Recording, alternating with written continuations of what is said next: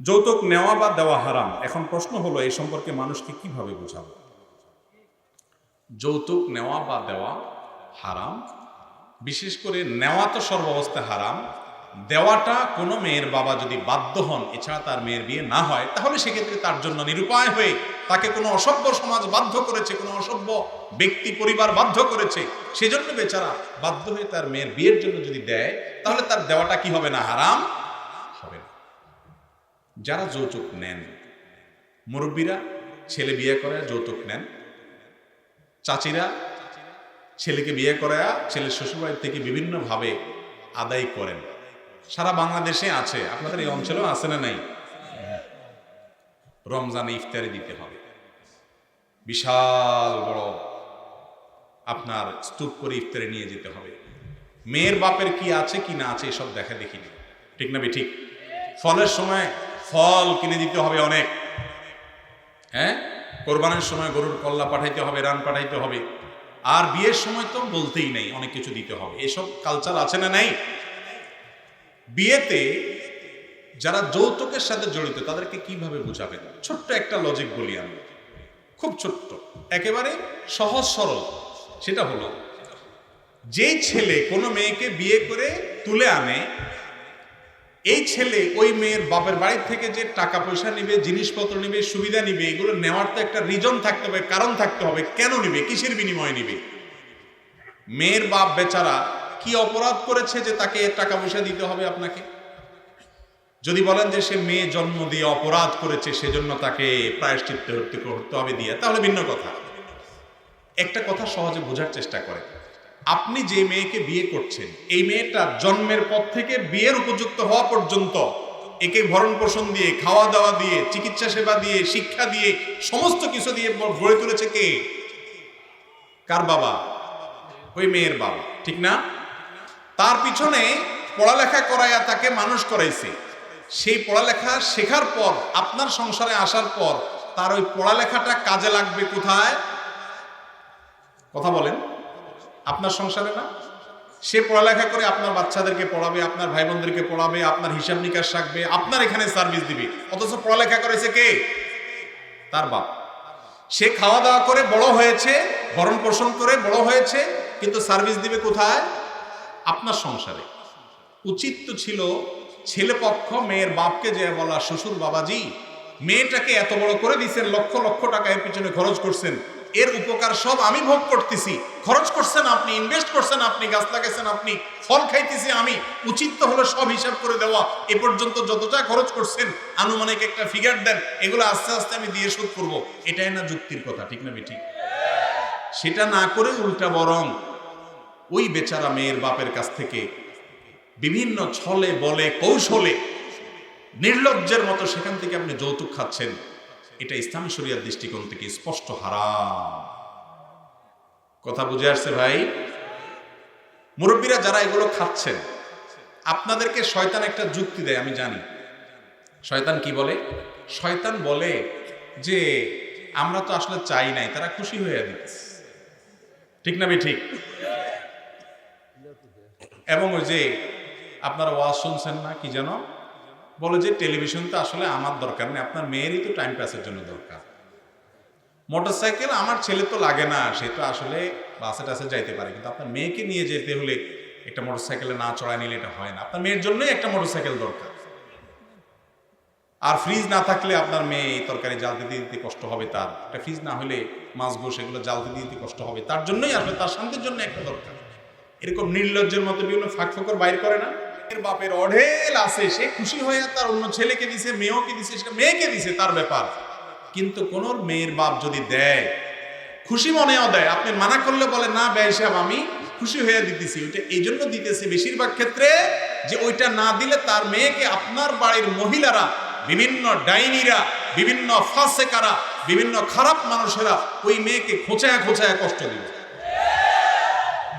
তার মনকে জর্জরিত করবে, বলবে যে ওই যে আমার অমুক ছেলেকে বিয়ে করাইছি, তার বাড়ি থেকে কত কিছু দিছে, এসব শোনাবে শুনে, ঠিক না ঠিক? খুব ভালো করে শুনে রাখেন, এটার বিরুদ্ধে আমাদের সমাজে আমাদের সংগ্রামের ঘোষণা দিতে হবে। যুবকরা যারা বিয়ে করেন নাই, তারা প্রতিজ্ঞা করেন এই মাহফিলে বসে আজ আমার বিয়েতে এই অভিশাপ, এ হারাম, এ নির্লজ্জ কাজ, এ বেহায়াপনার কাজ আমি হতে দেব না ইনশাআল্লাহ।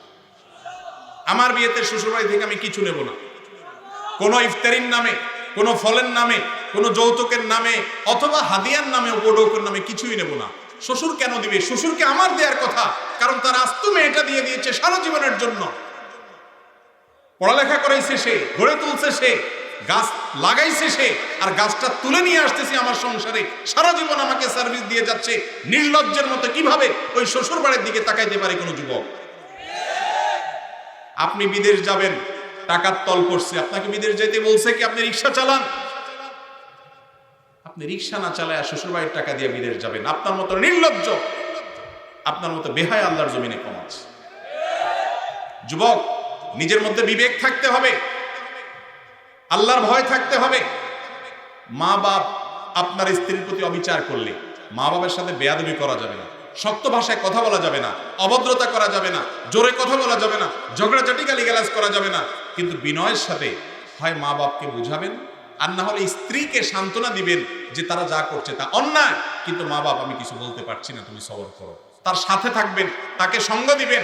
আবার উল্টা মা বাবার সাথে গিয়া তারে খোঁজাবেন না যে আমার বড় ভাবির বাড়ি থেকে এটা দিছে, আশপাশের লোকেরা এটা দিছে। এগুলো যদি করেন তাহলে সেক্ষেত্রে মনে রাখবেন আল্লাহর আরশ কাঁপার মতো অপরাধ এটা। ঠিক না বেঠিক? একটা মেয়ে একটা সংসারকে সারা জীবনের জন্য ফেলে দিয়ে যেখানে সে বড় হয়েছে, তার নারী যেখানে পোতা, আপন মা ভাই বোন সবাইকে ফেলে দিয়ে আপনার সংসারে চলে আসছে, সারা জীবন থাকবে, গাধার মতো খাটবে, সার্ভিস দিবে, আপনার চরিত্রকে হেফাজত করবে। এগুলোর বিনিময়ে প্রতি মাসে মাসে হাজার হাজার টাকা যদি দেন, তারপরও তো তার ঋণ শোধ করতে পারবেন না। নির্লজ্জের মতো তার বাপের কাছ থেকে কিভাবে আশা করে? এই যৌতুকের বিরুদ্ধে আমরা সংগ্রাম করবো তো ইনশাআল্লাহ। এই সমাজে কোনো যৌতুক আমরা নিতে দেব না, নেব না ইনশাআল্লাহ। কোনো মেয়েকে যদি যৌতুকের জন্য কোনো জ্বালাতন করে কেউ, তাকে আমরা বোঝাবো, তার বিরুদ্ধে সামাজিক সচেতনতা গড়ে তুলবো, মানুষকে বলবো বোঝাও। আর আমরা নিজেরা প্রতিজ্ঞা করবো, যারা বিয়ে করেছি তারা অন্য কারোর বিয়ের সাথে যখন আমরা জড়িত হব যেন যৌতুক সেখানে দেয়া না হয়, আমরা ভূমিকা রাখবো ইনশাআল্লাহ। আর যারা বিয়ে করেন নাই তারা তো নিয়ত করবেন যে আমার বিয়ে হবে যৌতুক মুক্ত বিবাহ। চেষ্টা করা যাবে না ইনশাআল্লাহ? বিয়ে তো আমরাও করেছি, শ্বশুরবাড়ি থেকে কোনো যৌতুক তো আমরা নেই নেই, কোনো সুবিধা তো আমরা নেই নেই। আমরা কি না খায় মরে যাচ্ছি? মানুষের থেকে নিয়া যৌতুক নিয়া বড়লোক হয়ে গেছে, কোটিপতি হয়ে গেছে কয়জন আমি জানি না, আল্লাহ জানে। কিন্তু হারামখোর কখনো বরকত পেতে পারে? মনে রাখবেন, কারো সম্পদ চুরি করে আনা, রাস্তায় ছুরি চাকু আর পিস্তল ধরে ডাকাতি করা আর শ্বশুরবাড়ি থেকে যৌতুক নেওয়ার মধ্যে কোনো পার্থক্য?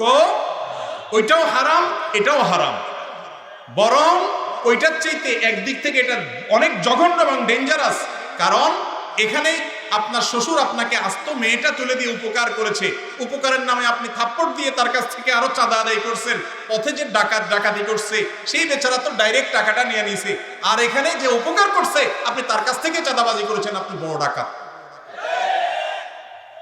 আল্লাহ আমাদেরকে বোঝার তৌফিক দান করুন। সবাই সচেতন হবো তো ইনশাআল্লাহ। যৌতুক এদেশে আমরা রাখবো না, এই সমাজে আমরা রাখবো। সমস্যা আছে যুবকরা, আসতে চিল্লান। এই কথা বললে মুরব্বীরা কি বলবে? আমি বলি, মুরব্বীরা বলবে যে বিয়ে মাত্র শুরু হয়েছে, কথাবার্তা এখনই ছেলে বলতেছে শ্বশুরবাড়িতে কিছু নেওয়া যাবে না, এই পোলা বিয়ে করে দিলে কি করবে? এ তো শ্বশুর শাশুড়ির হাতে মুড়িদ হবে, এ তো শ্বশুরবাড়ি ছাড়া কিছু বুঝবে না। মুরব্বীরা একটু ঝামেলা করবে, আপনার দায়িত্ব হবে তখন বোঝানো, প্রমাণ করা যে না, শ্বশুর শাশুড়ির জায়গায়, শালা শালি কখনো আমার ভাই বোনের জায়গা পেতে পারে না, শ্বশুর শাশুড়ি কখনো আমার মা বাপের জায়গা পেতে পারে। আমার মা বাপ আমার মাথার উপরের তাজ, তাদের সাথে কারোর কোনো তুলনা নেই।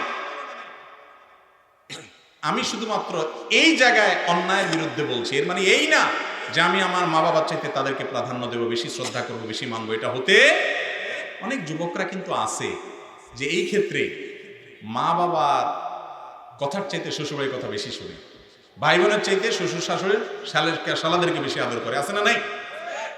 এগুলা করা যাবে না। আবার মেয়ের বাবারাও আজকাল বিয়েতে এত মহারণা ধরে, এত মহারণা দাবি করে যে সৎ এবং ভালো ছেলেরা বিয়ে করতে পারেনি। তো সেটা আরেক অবিচার, ওই অবিচারও থামাতে হবে এবং মেয়ের বাবাদেরকে সিদ্ধান্ত নিতে হবে, আমি কি টাকার বস্তা দেখে বিয়ে দিব না একটা ভালো মানুষ দেখে বিয়ে দিব। এখন আজকাল ছেলেরা বিয়ে করায় ময়দার বস্তা দেখে, আর মেয়েরা বিয়ে করায় টাকার বস্তা দেখে। মানুষের সাথে মানুষের বিয়ে খুব কম হয়। মেয়ের বাপরা মানুষ খোঁজে কম, খোঁজে টাকার বস্তা। আর ছেলেরাও মানুষ খোঁজে না, খোঁজে ময়দার বস্তা। অতএব রুচি সবারই পরিবর্তন করতে। আমাদের নবীজি বলেছেন ফাসফার বিজাতিদ দ্বীন, তুমি বিয়ে করবা দিনদার কিনা, মুত্তাকি কিনা, আল্লাহকে চিনে কিনা, আল্লাহর ভয় অন্তরে আছে কিনা, হালাল হারাম বাজ বিচার করে কিনা, পাত্র হোক আর পাত্রী হোক, এই জিনিসটা যদি থাকে, এ হলো মানুষ, এই ইমানদারি মুত্তাকি, এর সাথে সংসার করে সুখী হবা। চেষ্টা করবো না ইনশাআল্লাহ? আল্লাহ আমাদেরকে বোঝার তৌফিক দান করুন।